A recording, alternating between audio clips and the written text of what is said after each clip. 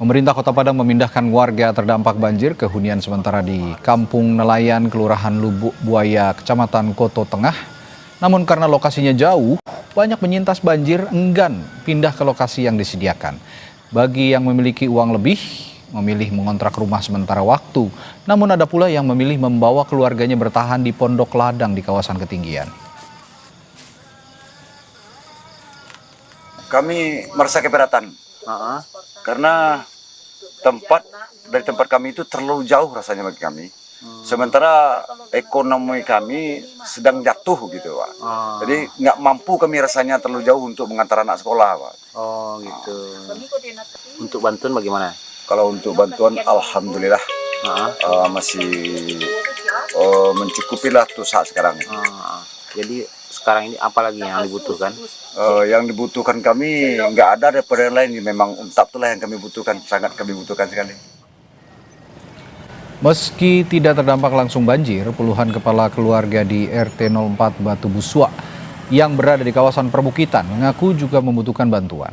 Mereka kesulitan memenuhi kebutuhan akibat kehilangan mata pencaharian serta akibat putusnya akses jalan. Warga-warga terdampak banjir bandang Batu Buswa berharap penyaluran bantuan bisa menyentuh kawasan mereka.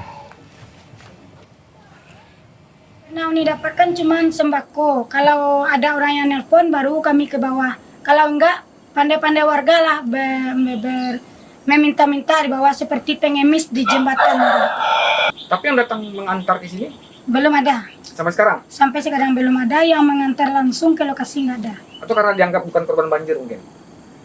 Mungkin kayak gitu. Tapi kalau dibilang nggak korban banjir, di RT 4 ini juga ada 6 buah rumah yang hanyut. Sementara itu, jembatan Beli yang berada di Desa Wegetah, Kabupaten Biren, Aceh, penghubung lalu lintas Kabupaten Biren dan Aceh Utara, sudah bisa dilalui kendaraan. Namun kemacetan panjang terjadi akibat jalan yang sempit sehingga diberlakukan sistem buka tutup. Meski harus antre, warga bersyukur akses bisa kembali tersambung. Mereka berharap jembatan utama yang melalui atau menjadi lalu lintas nasional segera pulih sehingga memudahkan aktivitas warga dan perekonomian. Setengah jam. Berarti Bang selama ada jembatan ini sangat membantu nggak untuk sementara ini? Membantu, tapi ada yang kuat juga kan, belum selesai jembatannya. Ya, harapan kedepannya Bang seperti apa Bang? Harus lebih baik lah, lebih baik. Ya, alhamdulillah, walaupun satu jembatan di Awi Getah ini sudah terbuka, ini memudahkan akses warga dari Banda Aceh mau Banda Aceh Pidi dan seterusnya mau menuju ke lintas Medan. Lalu sudah sejauh mana penanganan pemulihan banjir di Sumatera? Kita perbarui informasinya bersama Kepala Pusat Data Informasi dan Komunikasi Badan Nasional Penanggulangan Bencana BNPB, Abdul Muhari. Selamat malam Pak Am. Selamat malam Mas Radi. Baik, Pak Am, informasi terbaru dari penanganan dan penanggulangan banjir di Sumatera saat ini, data korban terbaru, lalu tewas dan hilang, lalu juga pengungsi bagaimana Pak Am? Ya, untuk data korban per hari ini kita tidak mendapatkan tambahan di hari ini hasil operasi pencarian sehingga jumlah masih tetap seperti kemarin. Kemudian untuk pengungsi memang sebagian masyarakat karena akses sudah mulai pulih, kemudian jalan-jalan untuk kembali ke rumah mereka masing-masing juga sudah ada yang dibersihkan. Ini sebagian masyarakat yang sebelumnya mengungsi di tenda pengungsian, siang hari ini sudah mulai kembali ke rumah masing-masing untuk mencicil membersihkan rumah. Meskipun memang saat ini di beberapa tempat itu peralatannya masih kita dorong alat-alat baik itu yang sifatnya individual maupun alat berat. Saat ini Mas Radi setidaknya sudah ada 5 batalion TNI Tempur dan 5 batalion pembangunan TNI yang ditambahkan beserta alat perangkat yang mereka bawa untuk bisa membantu pembersihan secara sistematis. Jadi satu kawasan, satu kota sekalian. Tentu saja ini tidak hanya di kawasan-kawasan pusat perekonomian atau pusat kota, aktivitas, tetapi juga nanti secara bertahap akan masuk ke rumah-rumah masyarakat dengan menggunakan alat-alat yang lebih membantu percepatan pembersihan ini. Oke. Dan yang kedua, untuk jalan, akses jalan ini di Aceh, khususnya kalau kita bicara Aceh, ini kan dominannya ada dua ya, lintas timur dan lintas barat. Ya. Lintas timur ini tadi sudah kita lihat bahwa jembatan cadangan, jembatan sementara, yaitu di Awe Getah itu sudah bisa digunakan. Tentu saja kita tetap berharap masyarakat tertib untuk antri karena ini masih satu jalur. Tapi ini sudah bisa menghubungkan dari Banda Aceh hingga Loks Mawe, dan kemudian Loks Mawe ke Aceh Tamiang itu juga sudah bisa terhubung meskipun di beberapa tempat itu kadang-kadang masih basah, sedimennya masih banyak. Iya. Nah, yang berikutnya yang untuk akses ke tengah, ini kalau dari lintas timur itu masih ada beberapa jembatan yang masih dalam perbaikan. Targetnya itu dari tanggal 20 hingga tanggal 30 Desember nanti ini sudah selesai. Ada sekitar 6 jembatan, Mas Radi. Ya. Nah, kemudian sisi baratnya ini jalur alternatif untuk bisa masuk ke Aceh Tengah. Oke. Kemudian Benar Meriah itu juga sudah kita cicil dan kita harapkan juga antara tanggal 22 hingga 26 Desember itu sudah bisa diakses. Itu Sudah secara bisa umum diakses. demikian. Baik, kita juga bicara soal korban yang jatuh begitu ya. Kalau saya pantau memang yang terbanyak memang saat ini sejauh ini di Aceh ya, Pak Am ya. Dan saya juga melihat atau memantau juga di media sosial maupun juga ada informasi langsung yang datang ke redaksi Kompas TV. Sepertinya banyak juga bantuan yang belum tersampaikan dengan baik di sebagian wilayah di Aceh.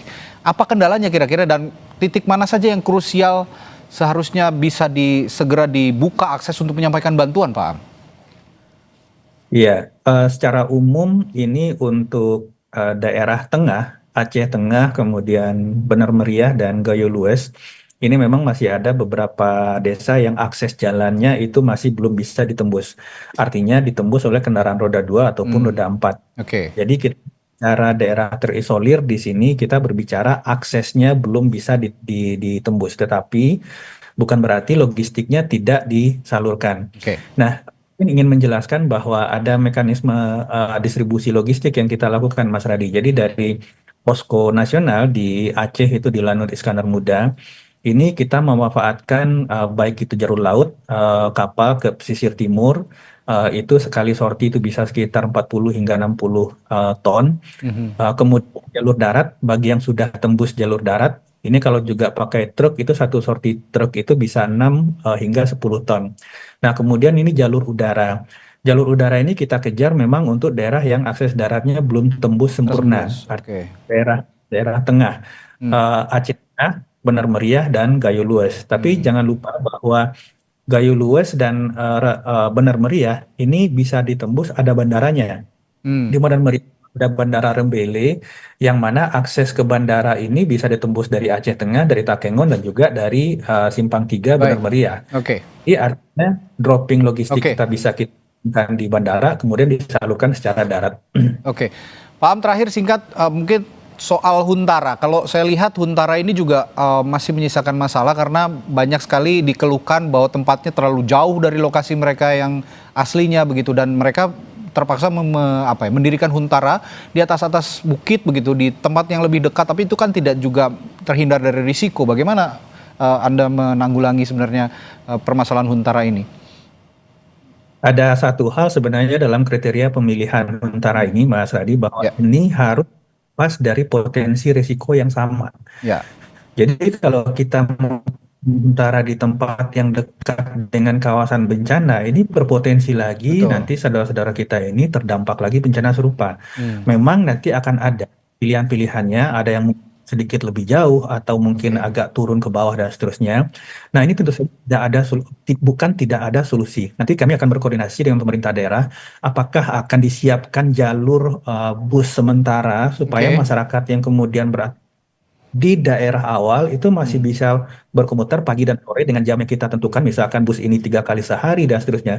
Ini setiap pilihan pasti ada permasalahan, tapi juga bisa kita solusinya, Mas Radi. Baik, ini juga nanti secara persuasif BNPB bisa memberikan pemahaman begitu ya Pak Muhari, bahwa Huntara ini dibangun tidak di dekat wilayah bencana, justru memang jauh karena memang itulah yang dipetakan tempat yang paling aman dari wilayah bencana. Baik, terima kasih Pak Abdul Muhari, Kepala Pusat Data Informasi dan Komunikasi BNPB telah berbagi informasinya di Sapa Indonesia Malam. Selamat malam Pak Muhari, sampai jumpa lagi. Selamat malam Mas Redi. Saudara, kami akhiri Sapa Indonesia Malam hari ini dan kami ingatkan untuk selalu penuhi kebutuhan hidrasi Anda sepanjang hari dengan air mineral yang pasti sejuknya. Saya Radi Saputro, terima kasih. Sampai jumpa.